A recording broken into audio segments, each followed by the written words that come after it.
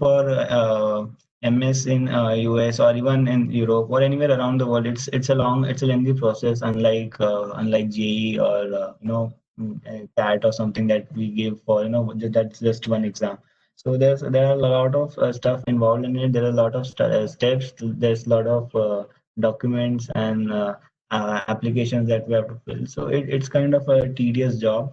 So let me give you a step-by-step breakdown so that maybe further down the line when you apply it will be much more clearer, much more easier for you guys down the line. Okay, so the first and foremost step in applying for masters is shortlisting university. So the problem is unlike we have is joint JOSA we have, right? So that's not there for colleges abroad. We have to find colleges that match your profile, that you are interested to apply, and then you have to maybe apply for say 6 to 8 colleges on based on your interest. And since each application costs about say $100, it's not a it's important that you choose very wisely. So I'll give you a few tips on how to go about that process. And this is the first step in applying for your MS program. So yeah, as I said, there are just too many options because there are colleges all over USA, all over Europe. So how do you search and focus on maybe say 10 to 15 colleges in your initial search? So instead of why would you waste time doing all that over and over again when your seniors and alums have already done that, right? So just catch up with your seniors maybe through your alumni association or maybe those who are already in college. So just copy what they are doing, right? They have applied for the colleges, they have got admits. So just ask them. Say if you're interested in say if you're a CS guy, just ask people who got MS in CS in US. So just ask them how did they go about shortlisting the process, what were their criteria. So it is just instead of doing the whole search from the ground up again and again, it's better you just ask them. So maybe URA is one such platform in NIT Warangal. Maybe there might not be there such that platforms in your college, but you can just ask your seniors, your alumni, how did you select your universities? How did you shortlist? What were your parameters? So find people in your research domain. Say if you're interested in chemical engineering, ask people who got MS in chemical in US. So that is how you don't have to do everything from ground up. It seems like a very daunting process, but if you just copy what the previous guys have done, it's very easy.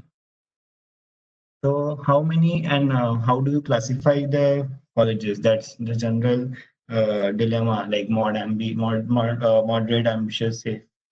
So what I would say is maybe if you feel the college is safe, don't apply for more than one safe college, because if it's safe, you should be very very sure that it is safe. So don't apply for 1 or 2 safe colleges. Just don't waste money on that, and be ambitious. I would say I know it's a lot of money applying. Say $100 per application. That's the bare minimum. But don't, I would say, be optimistic about yourself. Be confident and maybe apply for 3 to 4 ambitious as well. And then so ambitious is not hard to choose, I guess, because they'll be like the top 20, top 30 colleges in US. But the moderate one is where you have to research and find out which one will suit your profile. So yeah, this is a general breakdown. I would say safe one safe college, 3 to 4 moderate, and 3 to 4 ambitious ones. But do not have 1 or 2 ambitious ones, because you never know what might happen, what the admission committee might see on your profile that you yourself are not confident about, and you might just get in. So yeah, don't just trust yourself. That's what I say. Yeah, and it's all about, see, there is no cutoff as such, because there's no ranking all India, all over the world ranking that happens. there's no common exam, so that there you cannot say that this is the cutoff for this college, like we had for JEE. So there's no cutoff as such. So the only way you can know if that college is good enough for you, or say it's moderate or ambi, it's just understanding the trends, because the admissions committee is the same over the years. So there will be some trends in how the colleges admit their students. So it's important to understand these trends, and the only way to understand that trend is link up with people who are the trendsetters. So those people who have set the trends, you have to contact them. What was their profile? What was how did they get in? And maybe then you can realize and compare with your own profile where you stand, and maybe cursory comparison over their work experience, their GPA, their GRE scores, and just see where do you stand among them compared to them, and then that will give you a much better idea of how easy that college is to get in. And it's better that you contact Indian students, because you cannot compare yourself with people from other country, because they don't have the same education system or same say background education background. So it's better that you contact current Indian students in that college. So yeah, deadline planning. So generally applications open in mid-September, and the application deadline is around starting this generally start from 2nd December and go as far as sometime in January. So Mm, yeah. So don't wait for the last, till the last moment to, set up your account and see what all the documents you require. I mean, just don't start straight away. Start working on your SOP. Make sure that you know everything that the college application requires from you. And just because this is not a big process, you just have to read the rules and guidelines. So set up that account and go through the requirement procedures by admission requirements by 30th September. That's not much, I would say, but it's better if you know all the requirements beforehand. And LOR is also something that professors would need time to time to write or time to upload. So confirm with them at least 2 months before. So if the deadlines is in January, December, you better it's better to confirm with them by early October, because they might say no, and then you have to find other people as well.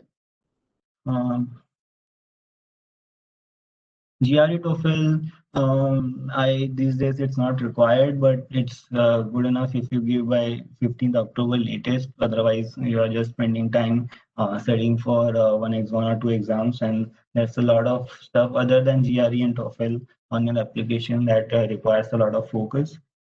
Statement of purpose generally takes around 1.5 months to prepare, because you have to think about it, you have to draft it, then refine it, get it reviewed by your friends, your peers, or even some professionals, maybe if you feel like.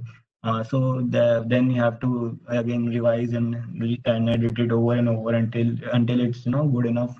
And so there will be a lot of confusion for how to go about and what to include in the statement of purpose. So that will take around 1.5 months minimum, and I'm assuming on this 1.5 months as a final year student, when there's a lot of less load from the college as well.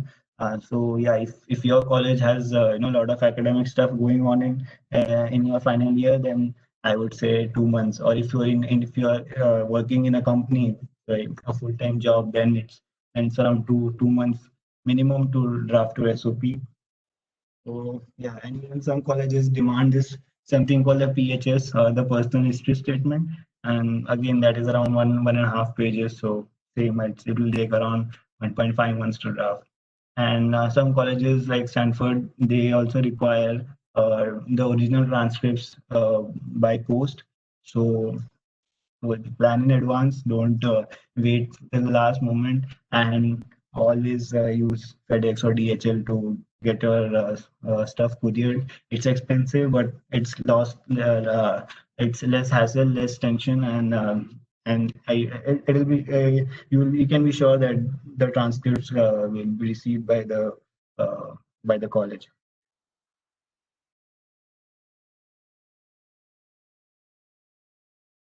Okay, so now we'll talk about the statement of purpose. So I think this is at the heart of any MS application, and I believe that this is a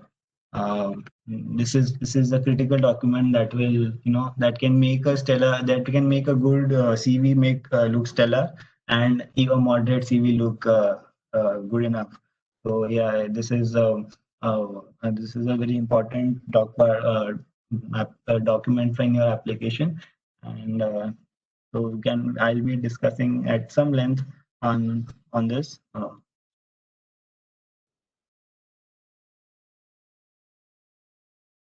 Okay, so how would you go about your statement of purpose? So I've divided this into four parts, and I'll discuss part by part how to go about it.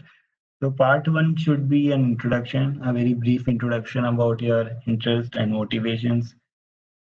So you can have one paragraph that tells that introduces your background, what you're interested in, the your research domain, or even what sparked your desire for graduate study. Now this shouldn't be like when I was a child, I like playing with like I was introduced to computers, so that is when I got interested in computer science. Don't go that back far in time.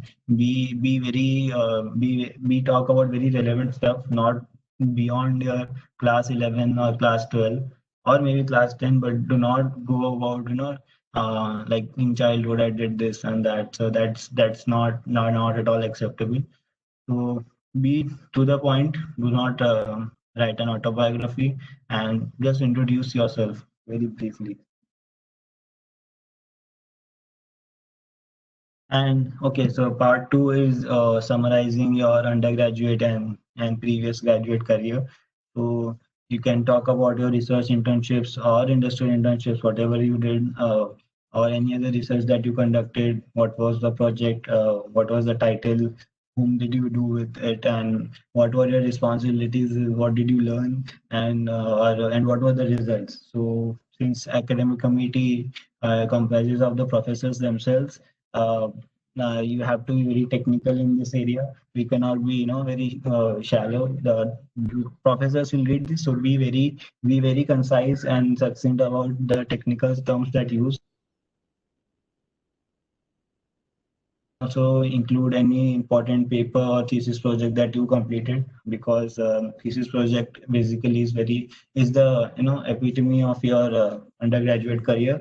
So I can talk about that. And if you're working in some company after graduation, you can talk about what are your responsibilities, what is the designation that you hold, and what do you do in that company, and why do you think that you need to get out of industry and do a master's. So yeah, you can say what sparked your interest in graduate school.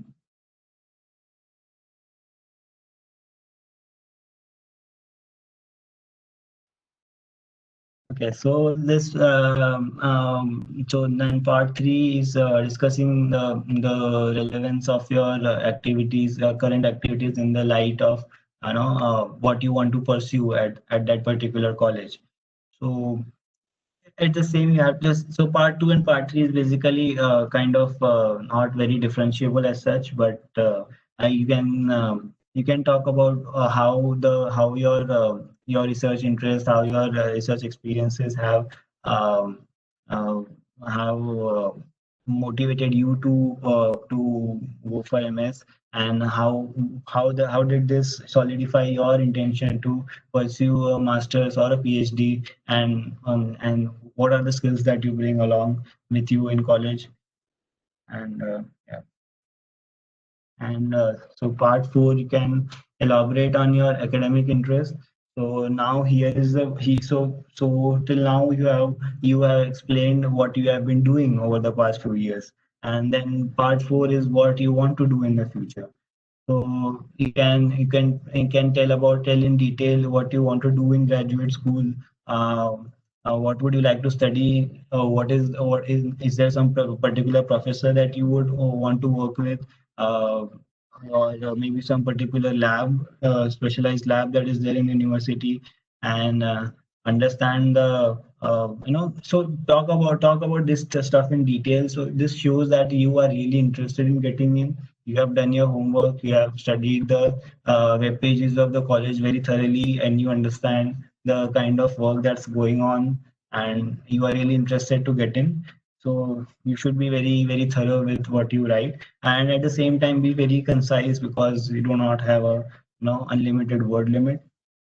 And yeah, you can also, if you are interested in research, it's, maybe if you're not from industrial background, you can pose a question, like you have read some papers of that of a prof from that college, or some research work that's going on, and there's something that's bothering you. So you can pose a question, define a problem, or or just indicate a general theme that you would like to work on when you are in graduate school.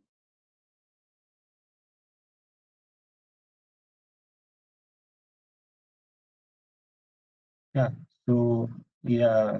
So as I said, you can mention some particular props that you're interested to work in, and then you can also talk. You should also talk about what you want to do after you graduate. So what are your intentions after you complete your MS or PhD, and what would you like to do in the future?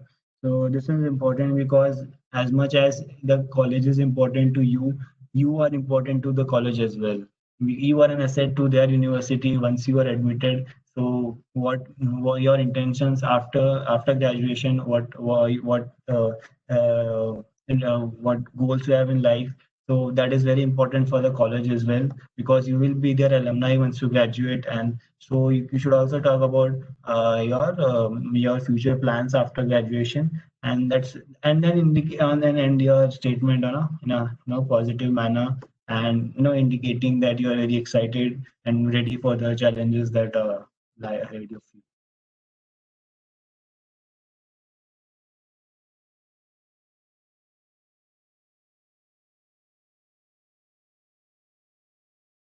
Okay, so this that was the basic structure of the SOP, and then I'd like to give you a few tips that you might want to keep in your mind when you are drafting your SOP.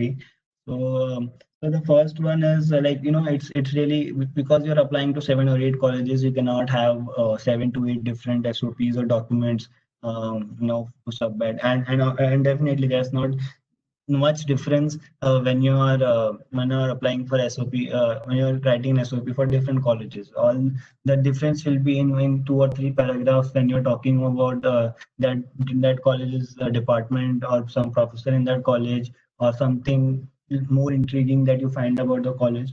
So only 2 or 3 paragraphs at max would be different for each college. Otherwise, it would be more or less the same, because you're summarizing your previous work experience, undergraduate study, introducing yourself. So all that remains same.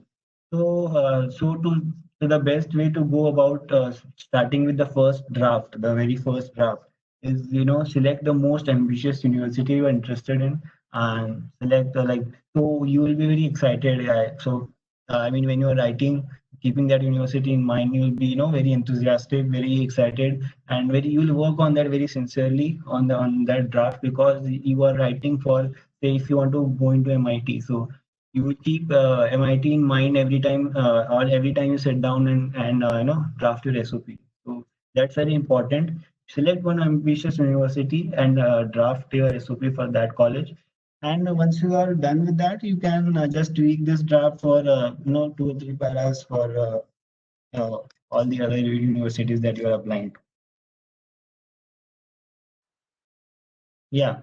So now it's not like it's about 1,000 words document, and it's not like the admissions committee will just take you for your word. I mean, what you have written, they'll just not accept it. They'll just not read what you have written, but they'll get to try to get a feel as well what underlying emotions, say self motivation and how competent you are, and based on how you have, say if you propose some theme of research or some work, that activity that you would like to carry out on campus. They'll also see read between the lines and infer if you are a potential, if you are a, really a potential graduate student for their university.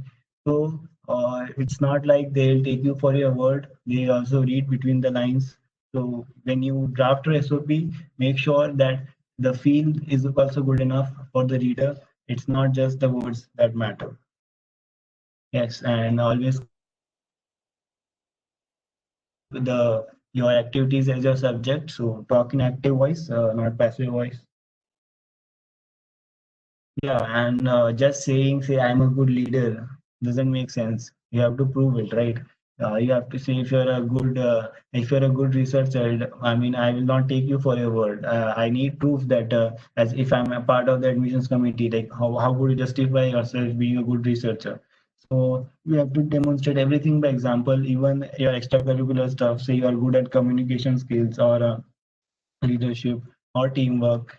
You don't just state it, you have to prove it as well via, say, your extracurricular activities or your projects. So you have to prove everything. You have to justify everything. You just don't have to states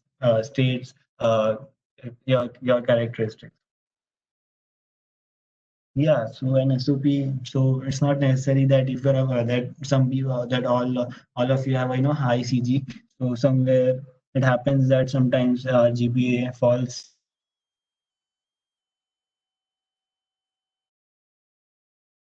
that maybe some excessive work or poverty. That can be n number of reasons why your grade might be affected with no intention of your own. Maybe it's not like you weren't smart enough, but circumstances were such that you ended up not having a good GPA. So this is where you explain it briefly. Tell them explain it to them what happened, not in very detail, but briefly stated, and then just and then what did you do about it? That matters. Getting knocked down by life that happens such situations is very important, and you should come off as someone with perseverance and who is ready to overcome obstacles. So that is very important. If your grades were a bit less, that doesn't matter. What matters is what did you do about it, and how did you overcome that challenge. So yes, we can include few lines on that. Yes, and finally, as it goes with all English essays or all literature, you have to maintain continuity and flow of thought. Your SOP might not be necessarily chronological, not starting from 12th and going till final year, but do maintain some sort of continuity, the some flow of thought. The reader should not be confused when he switches from from one paragraph to other. So it's easier for the reader to understand your what you're trying to convey as well. So the reader doesn't know you; he's getting to know you for the first time through that document. So make it easy for him and have a continuous chain of thought. Yeah, and so the SOP word limit is around 500 to 1000 words, or 2 pages at max. That is, so be very concise and focused, and use 12-point font, single spacing, and normal margins. Don't be over smart and use some narrower margins to include the word limit on 2 pages. So stick to the standard format, and stick to your word limit. Okay, so uh, I've seen the like most of the people are interested in scholarships, and that's true because masters isn't cheap, unlike India. So scholarships are important, and so yeah, I'll discuss scholarships now. Just a second. So yeah, so most colleges provide tuition fee waiver in form of scholarship, and this does not have a separate application as such. Your graduate application itself is considered as an application for the tuition waiver. There might not be a separate application, and you would see this line written when you open the document that your application will be the default will be by default considered for tuition waiver. And scholarship application deadlines, if there are some specific scholarships, that then those deadlines are different from graduate application deadlines. So that's why I said check all the rules and regulations, or rules and requirements by 30th September, so or before that. So just check well in advance when those deadlines are. And yes, this is a rule of thumb. You private universities won't have many scholarships for master students. So more there is a lot more chances of getting a tuition waiver or a scholarship in a public university rather than a private university. So if cost is really an important factor for you, so you should look at public universities.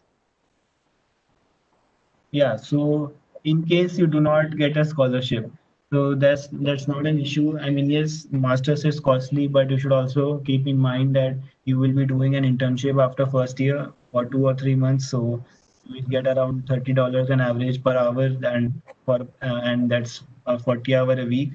So that will cover a lot of expense from for you. And also you might get research assistant and teaching assistant opportunities in your department, in your college, or with your professor. So even that pays well, and they'll cover a lot of expenses in your during your time in masters. Yes, this is all speculative. I understand that you might say, what if I don't get a RATA, and that's there, and so that is why if there's a scholarship, it's better you apply for one. But otherwise, even if you don't get, you should understand that there are plenty of good opportunities to cover up uh, your graduate fees. So I can talk about two scholarships that I know from the colleges that I applied to. So one was the Knight Energy Scholarship by Stanford. It's a leadership program as such, and they select only about 88 candidates per year. And that is not just from MS, that is from law school, MBA, then all from students from all branch, all institutes in college. 1% per batch, say 1% from mechanical, one from chemical. So it's a very competitive one, but they provide 100% tuition. And for ETH Zurich, it's the Research Excellence Scholarship, wherein you have to submit a master thesis proposal even before you join the college, and based on the interviews and based on how good your research proposal is, you get 100% scholarship. So yeah, all of them are very competitive. Okay.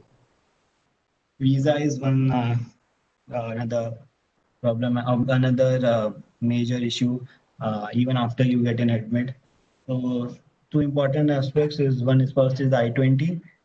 So it is issued by your home university, or sorry, the university that you are applying to, that you got an admit from, and you need to show funds for 1 year of studies to get this I-20 document. Without this, you cannot apply for the F1 student visa.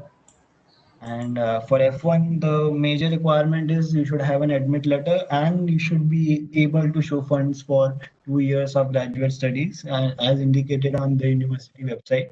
So if Stanford says $75,000 for 1 year, then you need to show that you have enough funds of around $150,000 so that you would be able to pay off your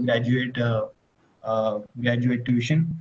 And you should also convince the interviewer or the visa officer that the sole purpose of pursuing a MS is studying there, is getting knowledge, and it is not illegal or with no intention to immigrate to the US. So that's very important.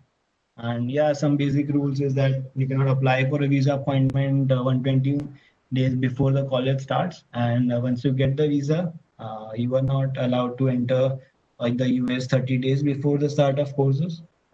And yeah, you need the I-20 along with the F1 for your entry to the US. The rules are changes in rules are proposed, but let's see, the decision is done. So campus culture and extracurriculars. Well, I cannot say I have deferred my admit to fall 21, so I am still in India and haven't joined the online courses right now. So I cannot speak much from my own experience, but from what I have or from what the information that I had, taken from my seniors. MS is not just about studying and scoring marks as we used to do in BTech. It's really important to take courses outside your research interest as well. Say MBA courses or say other uh, I don't know, maybe mechanical guys can take up CS courses to augment their field of study. So that's a good thing about MS in US, and then it's a much more freedom. There's a lot of freedom. There's a lot of independence. But then yeah, you won't be spoon fed with anything. There are no placements, and so it's gonna be totally on you how you want to conduct yourself in 2 years. And yeah, so no one is gonna help you. That's you have to take initiative and do everything yourself. Okay, so there's this finally come to the Q&A session. I'll answer 5 questions based on the document that you filled during registration, and these are the common 5 questions that I came across after studying viewing all the responses. So I'll be answering those first, so that more or less your at least the basic queries for all of you would be clear, and then we can perhaps go to the specific doubts if any. Okay, so first is should I work for 2 3 years before masters? Well, it's completely on you. It's not maybe if you have say there are a lot of it's a case by case basis problem. Say if you don't have a very high CG and maybe you think maybe some relevant work will help augment or cover up for that. For that, maybe you can go there's you get a CS student gets a decent salary after graduation, like unlike core companies like mechanical or civil. So you can take a work for 2 3 years, maybe get some cash under your belt from your salary, and then masters will won't be as costly as before. Also, particularly this is like working 2 to 3 years before masters, particularly is very relevant for CS students as such, or electrical ones even, yeah, for E students as well, because you get paid well and there are a lot of relevant jobs in the field in India as such. So for you guys, maybe it's wise to work for 2 3 years, but for core guys, I would say there's not a lot of jobs in your research, in your field of research or in your field of interest. So maybe you should directly go for masters. I would say. So yeah, is it worth given the cost and job opportunities? Well, definitely. I mean, it is costly. I would say there's a huge student debt that you will incur, say around 60 lakhs to up to 1 crore. So it is very costly, but you should see that the job market in the US is very big. That might not be true of Germany or France or maybe Switzerland or the European Union, but in US there are a lot of jobs, I would say. I mean, given the current situation, I'm optimistic that if you do well in your graduate career, if you, doesn't matter which college, but if you do well, score well, do proper research in master during your masters, or proper industrial work also, I don't think getting a job is will be very extremely challenging. It will be hard, but I won't say impossible. And if you get a decent job, definitely you can cover off your you can pay off your loan or debt by 3 years, 5 years at max. So I think it is worth it, and there's a lot of exposure that you'll get because students from all over the world will be studying with you in your classrooms, and they'll be the best in the field. So yes, it's definitely worth doing MS. And what is the right time to begin preparing for masters? I would say it's not when you don't start preparing for masters when you start preparing for GRE. That's not when you prepare for masters. You prepare for masters since your first year in college. That is when you start giving your ensems or midsems, or even when you are trying for internships. Like a lot of people after second year, they just maybe they don't do a lot of internships, maybe 1 month of work in a company from your contacts. So this is how your profiles become mediocre over time. So it's better if you want to begin preparing for masters, it should be right from first year. I mean, you should not be. I'm not saying you should have clarity after first year that you want to pursue masters, but you should not. You should have a profile that maybe 4 years down the line will be very competitive. So do internships, do projects, and keep working hard on your insims and midsims. And the right time is all. The time begins a lot way before than first years, I would say, because MIT also say if you want to get into MIT, they also have a lot of focus on getting on Olympiads as such. So if you scored like Maths Olympiad, Science Olympiad, and all that we gave in 10th, ninth, or 11th standard. So it goes as far back as 10th or high school.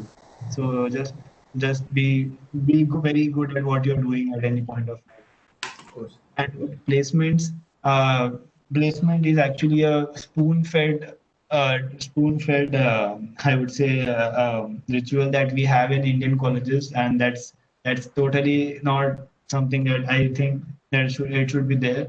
Placements is just not the right way to get a job. And yes, and that holds true in USA. You won't have placements. No company is going to come and interview people in 2 or 3 days and give the jobs.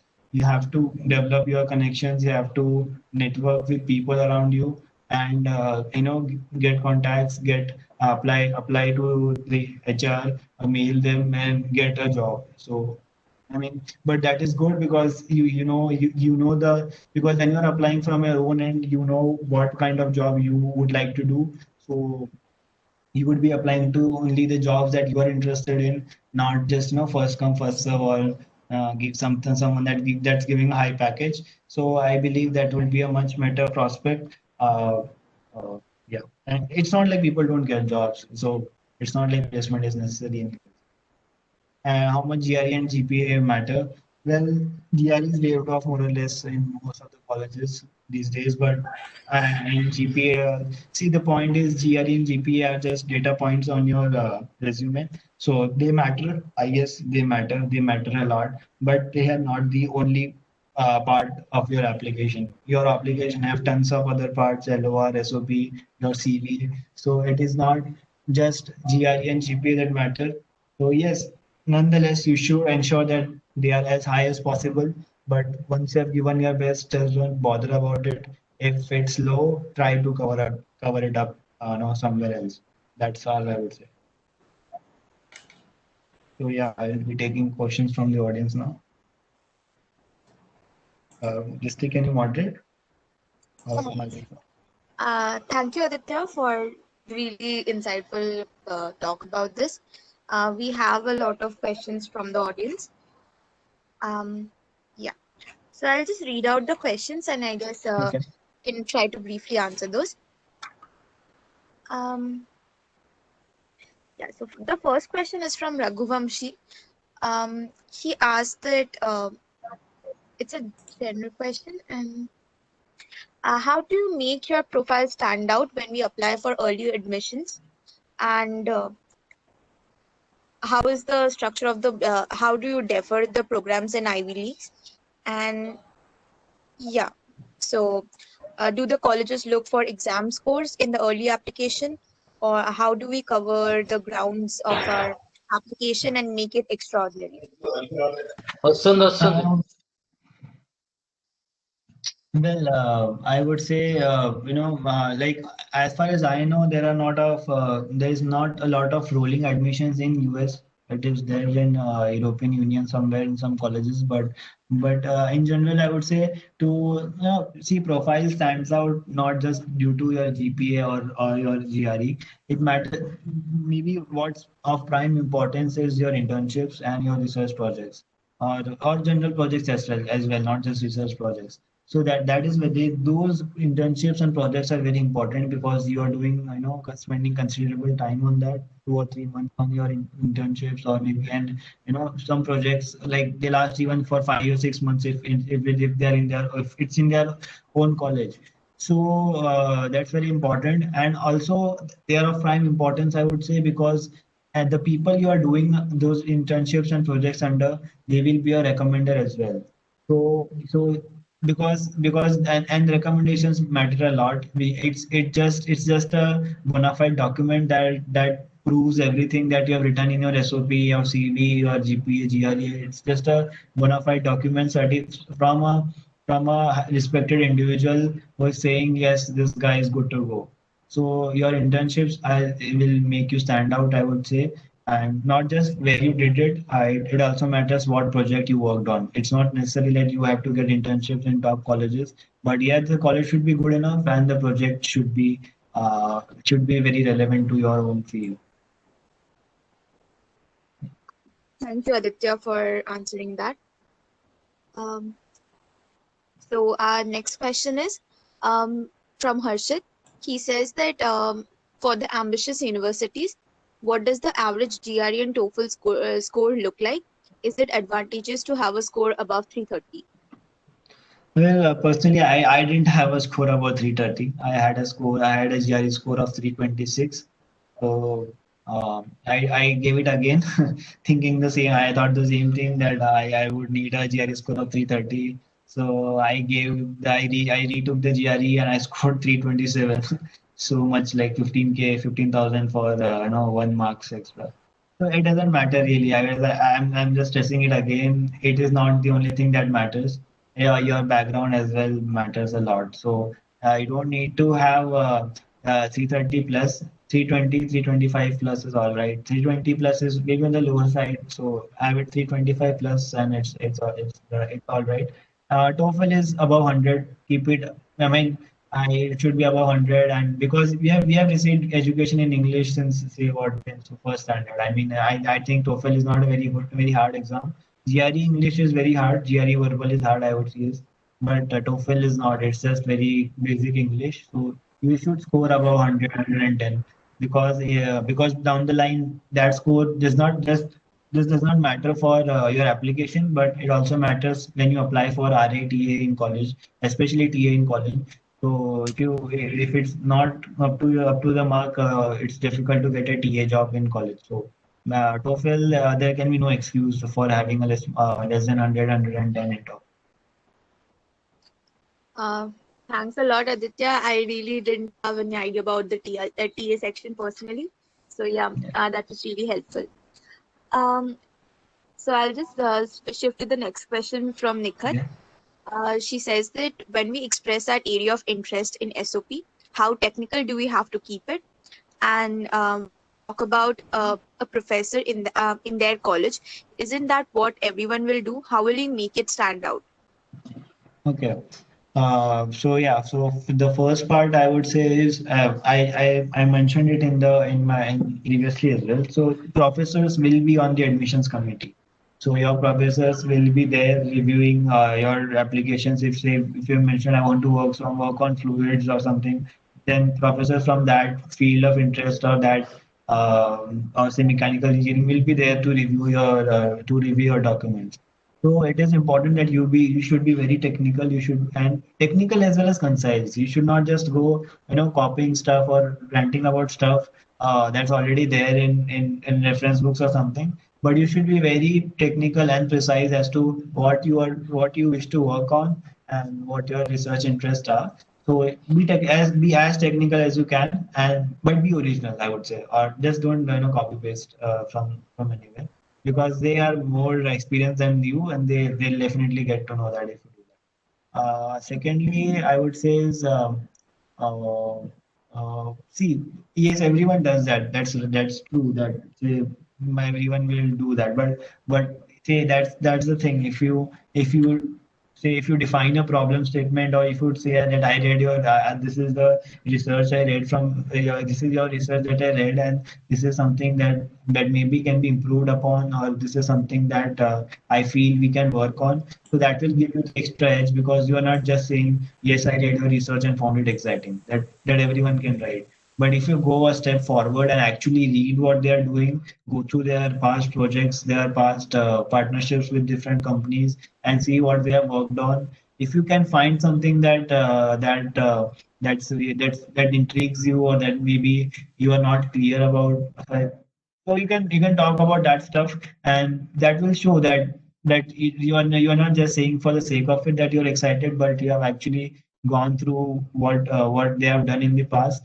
Or and second thing, you can also mail those professors beforehand that, sir, I'm applying to this and college. I'm very interested to work under you, and so forth. And please just give my essay a consideration. You can do that. I shouldn't. I wouldn't say you should expect a response from their end, but it's worth a try, I would say. Okay. Yeah. So, Nikhil, I guess what Aditya tried to tell you is basically try to personalize it as much as possible, and try to have different modifications and various hidden trials with different techniques. Is that it, Aditya? Yeah, yeah, true.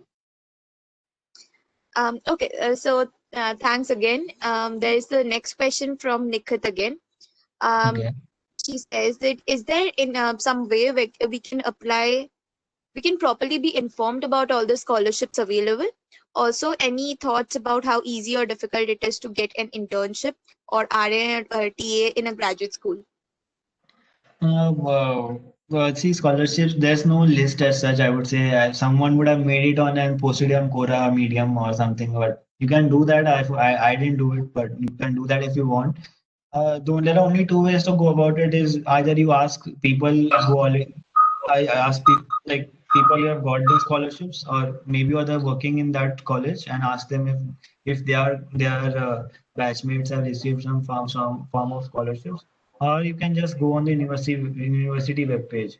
That much effort you'll have to do from your own end, and find out what those scholarships are. So there's no shortcut to that. Then you'll have to do that on your own, I would say. What was the second part, Christy? Um, she says about how is easy or difficult it is to get an internship or an RA and TA in graduate school.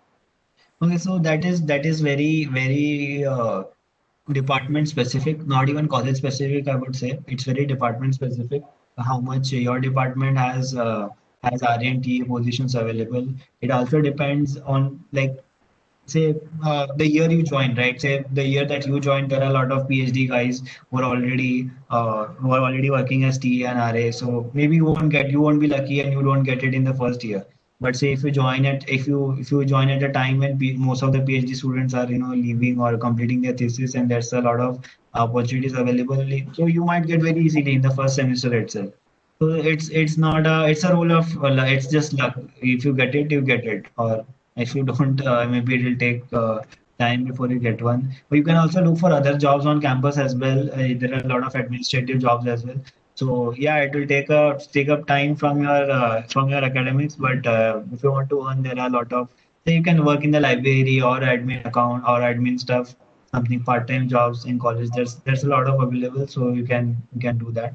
And internships, as I said, it's like placements. You have to develop your networks. You have to be very close with one or two profs, because they have a lot of connections, and they can maybe secure you an internship through their contacts. It's just like India, I would say. It's not any different from what we have here. Nikhat, just adding to Aditya's content. I guess you can also talk about the scholarships and the uh, available scholarships out there or the opportunities to your professor directly once you are directly admitted and have a good bond with the person. You can also try LinkedIn for that matter and try to um, like drop a message to your professor or faculties in and around your university you're trying to achieve, and then try that route out for scholarships. Um, Aditya, we'll take up the next question. It's from Okay. Rishi, and he asks us how many times are applications open in a year, and what are the deadlines? Generally the good colleges or the top colleges, they would have only one intake, that is the fall intake. They do not have. There are two intakes as such. There's fall intake and there's a spring intake. So that are the two options that are available in US. But the good colleges or the top colleges mostly will have only fall intake, because the colleges that have spring intake, it's more like they are trying to be capitalist and just trying to attract as much money that they can. So I wouldn't advise that you go for spring intake. Spring intake is generally around February or something. I'm not sure because I didn't apply. I did my, and any college that I applied to, it didn't have spring intake. Fall intake deadlines, as I said, these applications open in September, and the deadline is in December, and you will be beginning college in September, around August end or September, mid-September, and that's fall. And spring intake is generally around. I have no idea about spring. Maybe you can just search it. It's readily available on the net. There's not much info in with that regard. But spring intake is the problem is you won't by the time it's summer, you won't have enough time on either you wouldn't have taken enough courses or enough time that you would be eligible for an internship. Eligible in the sense due to eligible based on visa rules. Visa rules say that you have to have minimum 9 months of coursework or academic studies before you can apply for an OPT or that internship. So if you take a spring intake, finding a summer internship will be tough, and even lot of the courses are structured or are given by professors based on the fall cycle. So spring intake is not a good place to be in, I would Thanks a lot, Aditya. Actually, we still have a lot more questions to Sure. go, Yeah. so I'll Okay. take up few more. Okay. So I guess we can keep the answers a little more like Yeah. briefer Yeah. because we really Yeah. have a long list. Okay. Sure. Um, so when did you give your GRE, and what was the right time to give it? I already discussed that, that by latest by 15th October. I gave it on 10th October. Okay. Latest by 15th you should give. And the second part being, did you know you wanted to do a master's? What was your plan B if this didn't work out? Um, Yes, I wanted to go for my master's after my second year in research internship. So I knew that there's not a lot of opportunities in India as such, as far as mechanical is concerned, and good jobs as such. So I wanted to go for master's anyways, and it's fun doing research. And secondly, backup plan, yeah, no, sit for placements. That's all I can say. Get a job through the campus placements, or maybe if you want to take a break, you can take an RA position in ISC, IITs, or any other good colleges here. So you can apply for 1 year of research internship if you don't get a placement. um, so the next one says, how important are extracurriculars in your application? It's as important as your academics, I would say, because you cannot be just be. They want diversity in their batch, and they want that the student should be a mixed bag should be a mixed bag, and they want people from all backgrounds as such. So extracurriculars matter a lot. They really matter. Uh, Thanks a lot, Aditya. So I guess, Rishi, that answers your question. Coming to the next question, what do you think are the plus factor in your application that got your scholarship? Just your insight on that. Well, I didn't get my scholarship. I don't have any scholarship as such. But if you want, I can say I'll consider that as instead. Consider that as an admit. So LOR mattered a lot, I guess, and my internships were very relevant in like the I would say first and foremost is I realized that what I wanted to work in, like my research area, particularly MEMS. So I project, every internship which I did from there on was in that field or relevant to that field. And that way scholarship helped, of course, because working like someone has already validated your academic achievement. So yeah, that mattered a lot. So LOR and research internships mattered a lot. Okay. So that brings us to our next question. Siddharth wants to know more about your research internship in Germany, how you got that, and how did you perform in that internship that got you, like, sorry, did you perform any research-based projects or internships beforehand to land with an internship opportunity in Germany? Yes, perhaps you weren't there in the introduction, but I did a research internship in ISC also, Center for Nanoscience and Engineering. So that was a research internship as well. And but I would say Dartwise is more of is focuses a lot on GPA.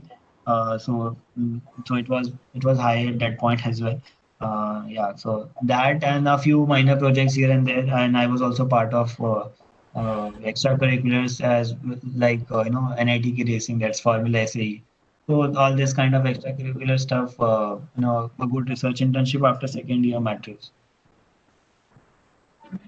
Um, thanks, Aditya, for entertaining our questions. Um, okay, so I'll go on to the next one. So, what is the difference in application for MS by research and by profession? Um, Rishi, I'm not really sure what you want to ask by this question. If you can unmute yourself, Malvika, can you unmute Rishi so that he can ask the question directly? Yeah, sure. One second.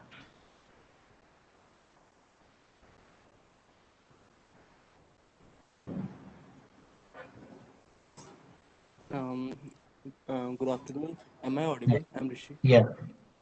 I want to ask, there are two types of MS.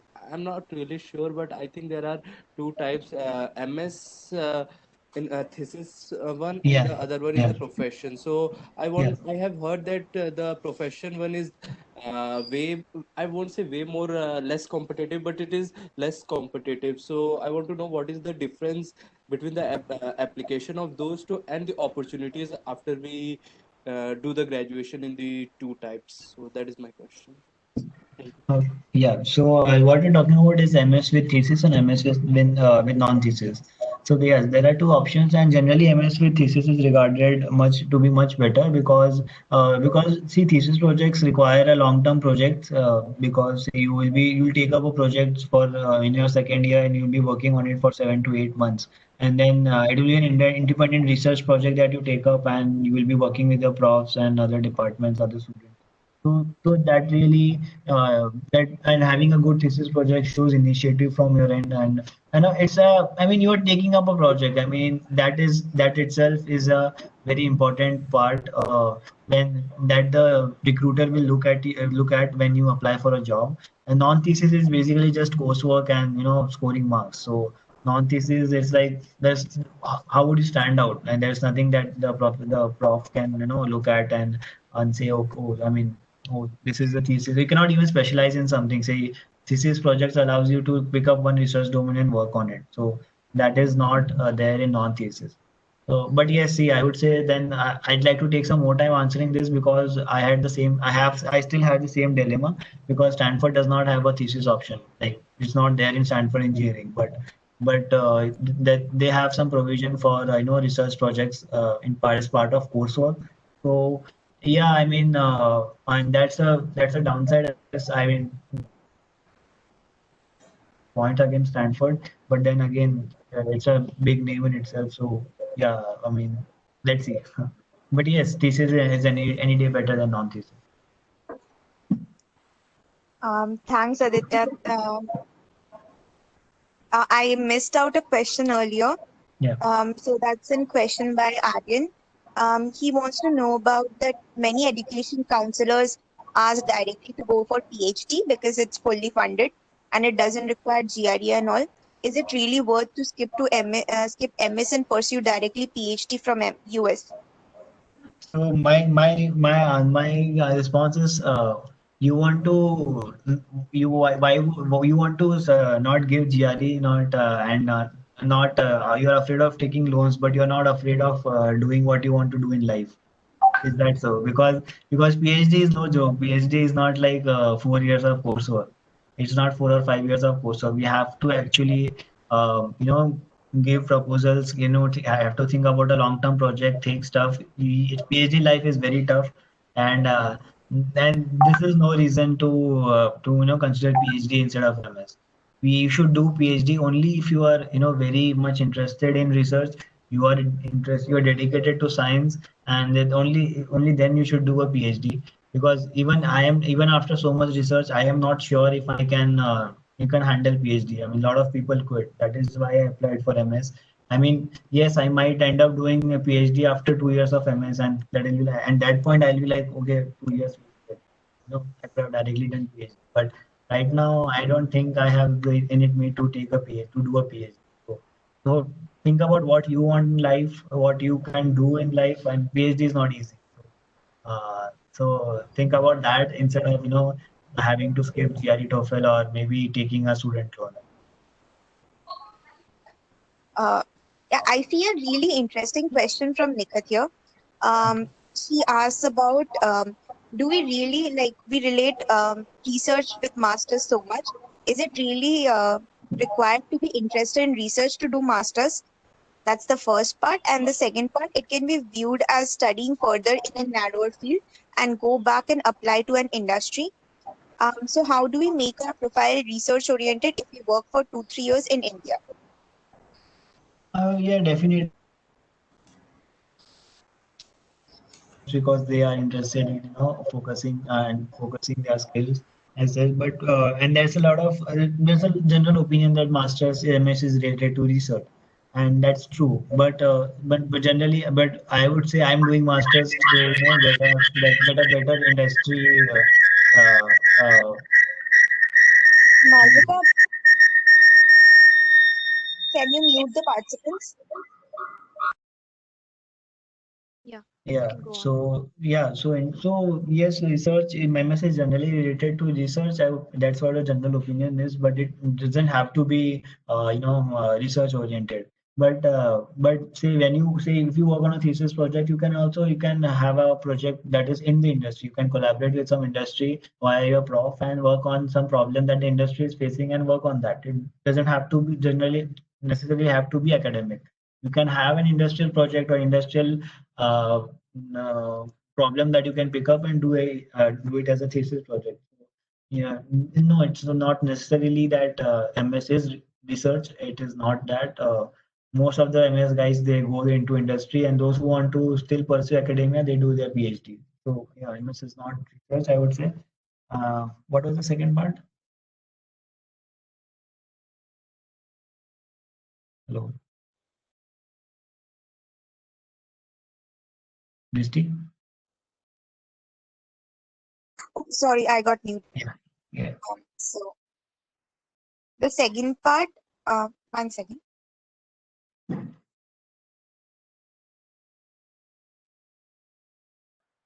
Yeah. So for the second part, Nikhil was asking that, if how do we make our profile research oriented if we work for 2, 3 years 2, 3 years in India? So that really depends on your on the job that you get. See, it's hard to get. See, if you are from a non-core background, CSE, triple E or something, it's easier to get into research because say you can go into Samsung R&D. They do a lot of they do a lot of research, publish papers. Or you can go Microsoft. Some these are big companies, but then you can also have small startups where you can have small research projects as well. That is one thing that you can do. It's easier to do research for CS guys in India, I would say. you go for R&D, specialized R&D jobs only. Because say I will give one example from our own colleges. Caterpillar comes for R&D, and they have this design mechanical. They have this fluids team, thermal team, and the machine design team where they do decent research. So you should look towards these kind of companies that are not just full-time jobs, but they are innovating, they are designing something new, they are testing something new, and that is how non-core people can build up their research profile. Uh, I guess that was really helpful. Nikat, I hope that answered your question. Um, so I'll be skimming through a few of the questions Yeah. which can be available on the net. Um, so if you guys still have query for the participants, you can feel free to mail us on this email ID regarding the same, and we can share the relevant links. Then Sai Madhav asks, how important are the research publications for application, and can a technical industrial internship stand as a substitute to publication? See, publications are not necessarily required. I didn't have a publication from, so personally, but maybe that is what, maybe having a publication would have gotten me into Berkeley or MIT, maybe. But see, in the yeah, I mean, publications are not necessary, not required, and internships. If you want publications to substitute your internship, substitute by your internships, do or industrial internship in this case. Uh, do just do good work. I would say do work that really has a lot of technical stuff, and it's really something very technical and something innovative. I mean, if you do some industrial internship, that's like visiting a for just say you are in a Toyota manufacturing plant, you are managing the shop floor, you are overseeing logistics and operations. I mean, this is then it's not, I would say, substitute like cannot be substituted. But if you are say working on design testing or making a new software or something, then it is definitely then publications can be substituted. Okay. Um, okay. Is there a difference between the processes of sorry? Uh, sorry, Aditya, were you going on? No, that's it. Okay. Thanks. So Vipul asked this: is there any difference in the process of admission in for the US and Germany colleges? Um, I guess they don't have GRE and TOEFL as such, so you don't, but they might have this German language requirement. Uh, one important aspect of European colleges, I would say, not German colleges particularly, is that they have a very well defined academic requirements from your end, especially the maths courses, mathematics courses are very important for admissions into European universities. They have very specific about what math courses you should have taken during your undergraduate career, like linear algebra, matrices, probability theory, and as such. So these requirements are not there for US colleges, but European colleges and German colleges, they focus a lot on mathematics, basic sciences as well, physics. Like even physics, they like want you to have some basic idea about quantum physics or uncertainty principle and on whatnot. Like they have very elaborate requirements uh, for basic sciences as such. So even if you're applying, make sure you have all those on your transcripts, because these colleges, like say when you apply for ETH Zurich, I have to list every course that I've taken during my undergrad and describe what I studied in it, what was the curriculum, and which was the reference books I referred, what were the number of credits, what were the hours, like LTP, lecture, training, and practical LTP breakup. So this I have to do for each and every course I have taken since first day of college. So it's not just transcript that they want, but they want to make sure that you have everything on your that you have studied everything that they demand of. So all these requirements are listed on their website, and this is what differs them makes differentiates them from US colleges. So make sure you have those on your transcripts. or you have taken those courses. Otherwise, you'll be just wasting money because they won't forward your document to the applications committee if you don't have to fulfill their requirements.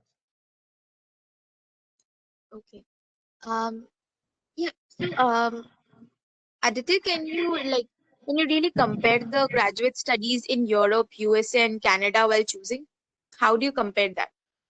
I cannot say about Canada. I have no idea actually about graduate studies in Canada, but Europe, I would say, see, graduate studies in Europe they are very technical, as in they focus a lot on technical education. It's very tech. The education is very technical, I would say. If you look at their course structures and the curriculum, it's very technical. But if you look on the other hand on in US, it's much more of a diversified curriculum, as in you will be allowed, you will be having management courses, you'll be having courses like dance courses, wine tasting, and so it's a very diverse curriculum that they have. So obviously you will be getting technical experience, but you will be having a lot of these and apart from your depth, you will also be expanding your breadth because you'll be taking a wide range of courses, and that's somewhat different from what European universities focus on. And Europeans are very technical; they are very technically inclined. So depends on you what would you like uh, in your uh, uh, in your graduate studies. That's all. That's just the only problem with I'd love technical, but only problem is the European market is very limited. Like it's small as compared to US. The economy is small, and the other problem is the language barrier. So it's not like you can work and go anywhere and work in the European Union. If you want to go to a country, you don't need to know that language. If you want to work in Germany, you don't need to know German or France, French, Italian. So we have to learn language, and that's a barrier that you have to overcome. Um, thanks, thanks, Aditya again. So Pavan is asking about the how do you um, figure out which colleges are moderate for according to the profile? Yeah, I guess you need to talk to guys who have already got them, because compare your profile with them, talk to your seniors, or talk to your alumni, or randomly uh, ask people on LinkedIn, because or that's one thing you can do. Secondly, you can go to their university webpage and see what is their eligibility criteria, and they provide some 2 3 lines of people, average statistics for people that got in. But again, these are all average data, and since it's not just about marks, you cannot necessarily judge your the college based on those 2 or 3 lines of data. The best way I feel is you should see the trends over the years, and the way to find out trends is talk to people. Thanks, Aditya. Will you be available for two more questions? Okay. Okay. So the second last question is by Pavni. She asked, in an LOR, is it a good idea for the professor to endorse your extracurriculars, even though they were not directly involved with it? They can. They see LOR. Yeah, they can endorse their extracurriculars. That's not an issue. I cannot say much in that regard because I because generally for my case, the professors didn't show me their recommendation, or I had to waive my rights to see the LOR to if I wanted the LOR. And that was the condition from all my 3 LORs. And so I don't know what they wrote for me. I applied for 8 colleges, and I don't know what I haven't seen the LOR for a single one of them. So, but I think leave it to the prof. I guess he's experienced, and he has already given LOR in the past, and he might be knowing what's required and what's not. Uh, yeah. So I guess that's the last question of the day. That is by Shashank, and he says that he's currently pursuing studies in metallurgy and want to do masters in data science. Should I apply to the university directly after or after graduation, or after 2 years of work experience in the relevant field. So basically about the whether the branch from the branch they can go directly switch the branches and area of interest accordingly. I see that depends on your experiences in college. So even if you were in metallurgy, how involved were you with CS projects or data and DS projects, or what were the core? If there were electives, did you take those DS electives, and did you have internships in related to say, if you're a metal guy, did you have internships that were in DS or something of that sort. But still, I would advise you that even after having all these on your resume, it's better like when you are changing the field, it's better to have some experience to validate your interest and your motivation for the for the field. So I would say if you want to apply right now after graduation, I think you should evaluate how what your past experiences have been in college with regards to projects and internships. And if you are open to working and you do get a good job in India, say MNCs like Wells Fargo or Amex, and these are like good names now that take up people for analyst roles. So if you can land those jobs and maybe you can work for 2 3 years and then apply to you'll be in a much better position. Thanks a lot, Aditya, for taking the time Yeah, out and answering all the questions. Um, does anyone else have anything else to ask regarding in general about?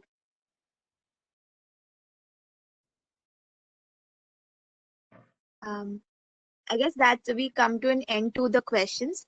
yeah, Um, yeah. Thanks a lot for really taking out your time and addressing all the questions and being so elaborate with the processes and everything. Um, we'll keep in touch. Hopefully, we'll see you for some other session some other day. Sure. Thanks a lot for all the thank you for all the attendees to attend the webinar in the morning. And if you have any other queries for the attendees, please feel free to drop an email to our email ID, which is provided in the Q&A section. We'll definitely get in touch with you with the concerned answers. Thank you. Okay. So all the best, guys, whoever attended, and best of luck for your future. Yeah. Okay. See you. Thanks. Malvika, any parting words? Yeah, I think it was a very learning experience for all of us, and we'll try to keep more of these events so that all of us keep updated and like keep learning about this. Thank you, and that's it, I Yeah. guess. Thank you, guys. Okay. See you. Bye, guys. Bye, Bristi. Bye, Malika. Bye, everyone.